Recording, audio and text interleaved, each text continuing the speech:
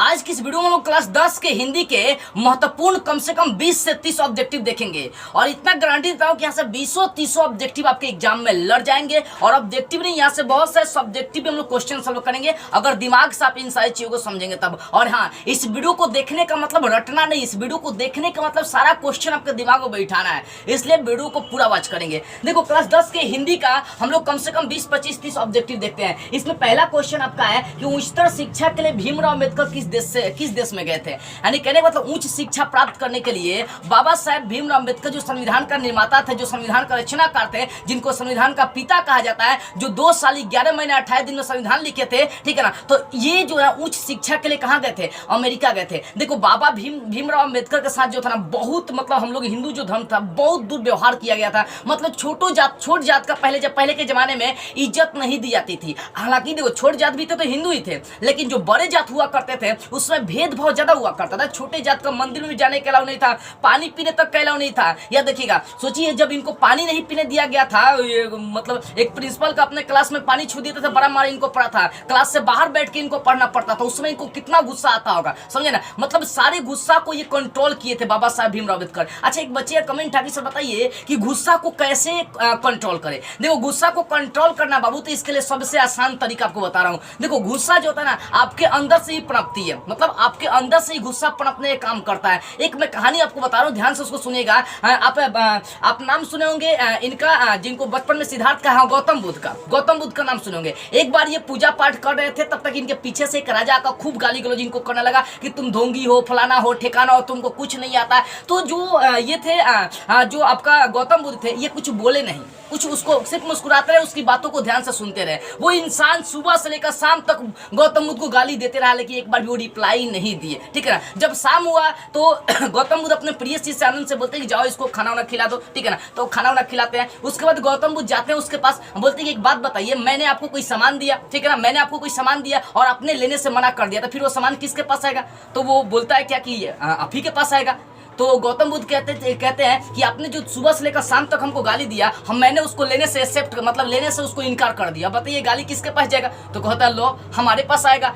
तो देखो ध्यान से समझना, इस बात को बहुत बड़ी चीजें सिखा रही है। अगर जब वो राजा गाली दे रहा था इनको, तो ये कुछ बोले नहीं, गुस्सा पर कंट्रोल किए। दुनिया को प्रेम से जीता जा सकता है, याद रखिएगा, लेकिन गुस्से से, मार से, पीठ से, कभी ईर्ष्या से नहीं जीता जा सकता है। गौतम बुद्ध ने उस साधु का जवाब प्रेम से दिया, और उस समय से वो जो साधु नहीं, उस समय से वो जो राजा था गौतम बुद्ध का, बोलते अरे भगवान आप कहाँ थे, आपका तो हम खास भक्त बन गए, समझे ना। तो किस दुनिया की सारी चीजों को आप प्रेम से जीत सकते हैं। इसीलिए अपने अंदर प्रेम पैदा करिए। अपने अंदर अगर प्रेम पैदा होगा ना, तो आपका क्रोध, आपका गुस्सा अपने आप मैनेज हो जाएगा। अगर आपके अंदर प्रेम नहीं है बाबू, तो गुस्सा क्रोध हमेशा रहेगा, ठीक है ना।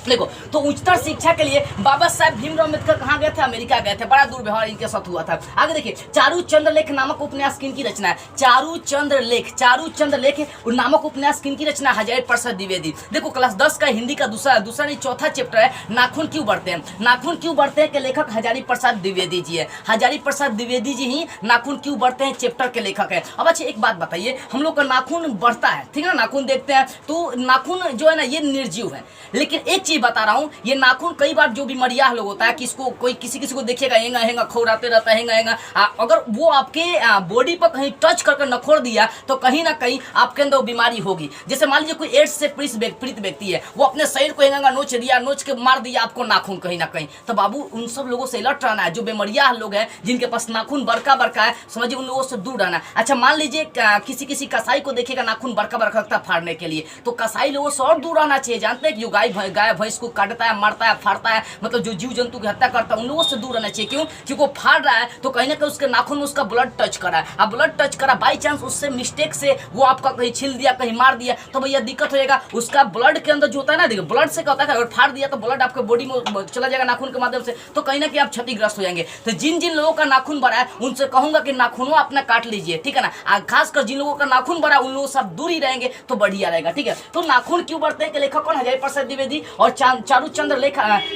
लेख नामक उपन्यास किनकी रचना? तो हजारी प्रसाद द्विवेदी की है। तीसरा प्रश्न है, हमारे पड़ोसी देश नेपाल की नेपाली और नेवारी भाषा की किस लिपि में लिखी गई है? देखो लिपि का मतलब क्या होता है?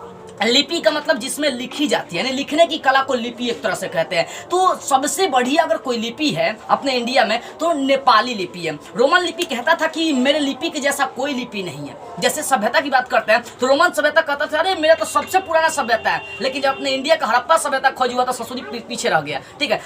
उसी प्रकार से रोमन सभ्यता, रोमन जो लिपि थी वो कहती थी हमारी लिपि से कोई बढ़िया नहीं है, लेकिन हमारा जो हिंदी भाषा था, हिंदी भाषा के लिए रोमन ये आपका देवनागरी लिपि स्वीकार किया गया। देवनागरी लिपि क्या होता है कि उसमें आसानी से आप हिंदी के भाषा को लिख सकते हैं, लेकिन रोमन लिपि में बहुत अलग अलग तरीके का चीजें हो जाते हैं, ठीक है। जैसे मान लीजिए आप उसमें लिखेंगे नॉलेज, ठीक है, नॉलेज, तो नॉलेज में के का उच्चारण छुप जाएगा। नाइफ, नाइफ मतलब चाकू, के नहीं है तो वहां पर के का उच्चारण छुप जाता है, लेकिन हिंदी में उच्चारण छुपेगा ही नहीं, 100% छुपेगा ही नहीं। मान लीजिए आप नॉलेज लिखेंगे तो न आएगा, तो वहां पर तो क छुपने की बातें नहीं आ रही है। तो देखो कहने का मतलब जो देवनागरी भाषा थी, जो देवनागरी लिपि थी, ये क्यों, तो ये बहुत सारा इसका मतलब अगर ये कोई क्वेश्चन करे कि देवनागरी लिपि की उत्पत्ति कहाँ से हुई, तो देवनागरी लिपि की उत्पत्ति के बहुत सारे मतलब कारण दिए जाते हैं। पटना को नगर कहा गया तो नागरी लिपि से देवनागरी लिपि पड़ गया नाम, काशी से वो काशी को देवनगर कहा जाता था, इसी कारण से देवनागरी पड़ गया। तो बहुत सारा इसका मतभेद दिया गया। ये देवनागरी को ही हम लोग नंदी नागरी कहते हैं, नागरी कहते हैं, देवनागरी कहते हैं, काशी नगरी कहते हैं, सब इसी का नाम है। तो देखो नागरी जो लिपि है उसमें, देवनागरी जो लिपि है उसमें आसानी से हम लोग हिंदी के भाषा को लिखते हैं,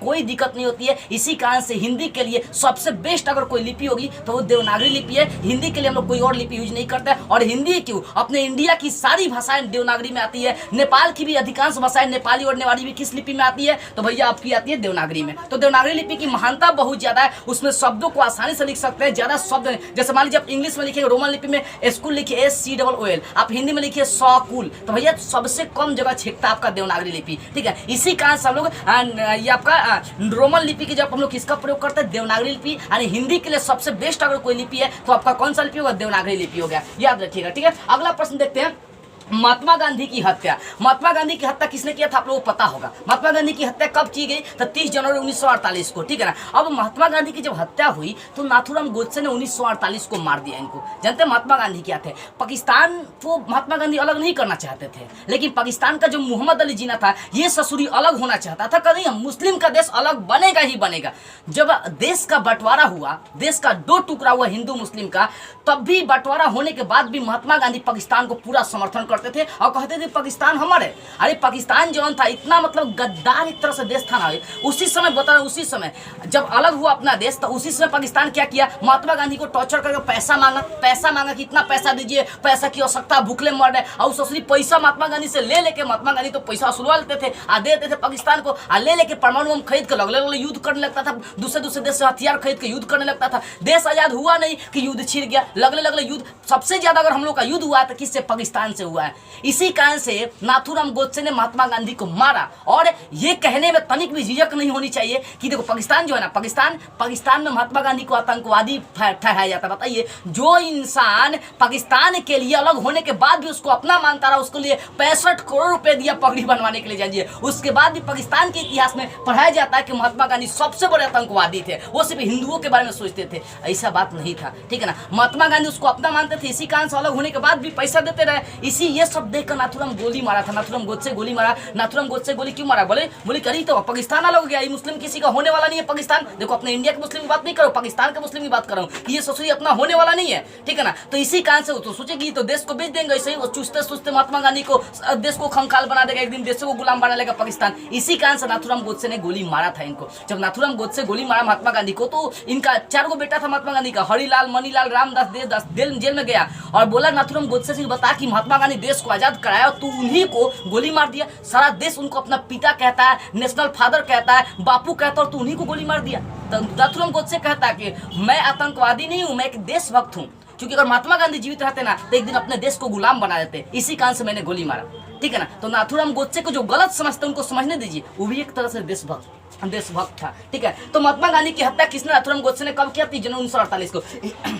5वां क्वेश्चन देखो, हिरोशिमा कहाँ है। हिरोशिमा कहाँ है? देखो हिरोशिमा जो है ना वो जापान में पड़ता है। वो कहाँ पड़ता है? जापान में। द्वितीय विश्व युद्ध जब चालू हुआ ना तो जापान और ये अंग्रेज जो सरकार थे इंग्लैंड वाले, इनसे युद्ध हुआ था भयंकर। 1939 से 1945 तक युद्ध हुआ था। ये जापान इतना छोटा देश था लेकिन इतना विकसित था टेक्नोलॉजी के मामले में कि किसी से हार मानने वाला नहीं था। लगातार 6 साल जब युद्ध चला ना तो अमेरिका जो था ना तुलबुला गया कि ससुरी इतनी में बहुत लंबा युद्ध चला था, चलो दोनों का युद्ध खत्म कर देते हैं। तो जापान खीस में अपना परमाणु बम ले आया, लिया के कहाँ गिरा दिया? तो जापान के हिरोशिमा में जगह गिरा दिया, लिया के फिर जापान के नागासाकी में गिरा दिया। सारा युद्ध बंद करवा दिया। क्यों बंद करवा दिया? क्यों परमाणु बम गिराया अमेरिका? अमेरिका युद्ध को बंद करवाने के लिए, जो विश्व युद्ध था उसमें देखो जब भी युद्ध होता है तो कम लोग नहीं मरते, लाखों की क्षति पहुंचती है, लाखों की जाने जाती है। ये सब बचाने के लिए अमेरिका ने क्या किया? युद्ध को बंद करने के लिए अमेरिका ने हिरोशिमा नागासाकी में परमाणु बम गिराया। और गिराने के पीछे का रीजन था क्योंकि अमेरिका जो समर्थन दे रहा था वो अंग्रेज का समर्थन दे रहा था। अंग्रेज पैसा के बल पर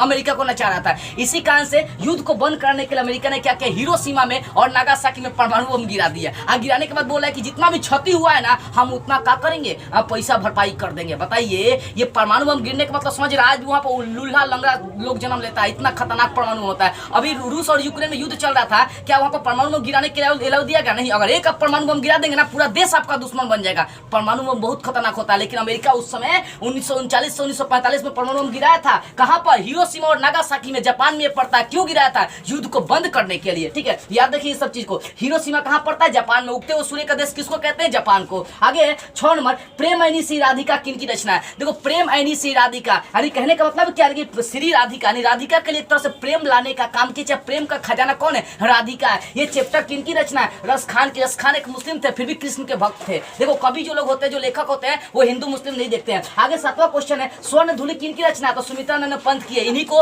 हिंदी का सुकुमार कवि चाहे प्रकृति का सुकुमार कवि कहते हैं। आगे अहिंसा दिवस कब मनाते हैं? 2 अक्टूबर को गांधी जी का जन्म हुआ था, उसी दिन अहिंसा दिवस मनाते हैं। 9 नंबर है, हरिजन का संपादक कौन थे? तो हरिजन जो पत्रिका था उसका संपादक कौन थे? महात्मा गांधी थे। 10 नंबर प्रश्न है, यंग इंडिया किनकी रचना थी? तो महात्मा गांधी की। देखिए यंग इटली पूछेगा तो मेजनी का, लेकिन यंग इंडिया पूछेगा तो महात्मा गांधी का। वैसे ही प्रश्न देखते हैं 11 नंबर, अम्बेडकर का जन्म कहाँ हुआ था? तो अम्बेडकर का जन्म मध्य प्रदेश एमपी में हुआ था, महू के मध्य प्रदेश में।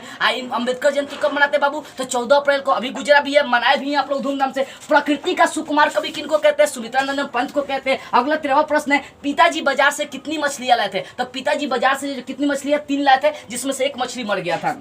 आगे 14 नंबर प्रश्न है, निर्वंश विद्या का संबंध किस विज्ञान से है? तो निर्वंश विद्या का संबंध मानव विज्ञान से है। किस विज्ञान से? मानव विज्ञान से। आगे आपका 15 नंबर प्रश्न है, प्रेमघन किस युग के कवि थे? तो प्रेमघन जो थे ना भारतेंदु युग के कवि थे। सारे प्रश्न इंपॉर्टेंट याद रखिएगा। रही रास किनकी कृति है, चाहे किनकी रचना है? तो गुरु नानक की रचना है। वैसे ही 17 नंबर प्रश्न थे, बिस्मिल्लाह खान का जन्म कब हुआ था? कहाँ हुआ था? तो डुमराव के बिहार में हुआ था। आगे 18 नंबर है, उर्वशी किनकी रचना है? तो दिनकर जी की रचना है। ऐसे ही 19 नंबर प्रश्न है, बीजाक्षर किनकी रचना है? तो बीजाक्षर जो है ना अनामिका की रचना है।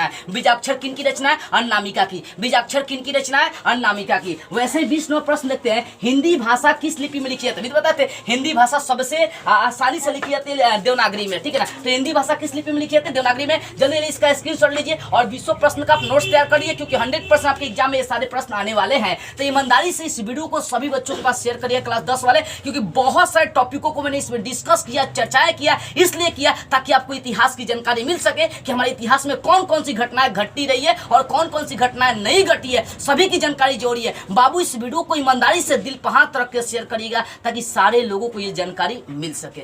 एक बार जरूर वीडियो को शेयर करिएगा। जय हिंद।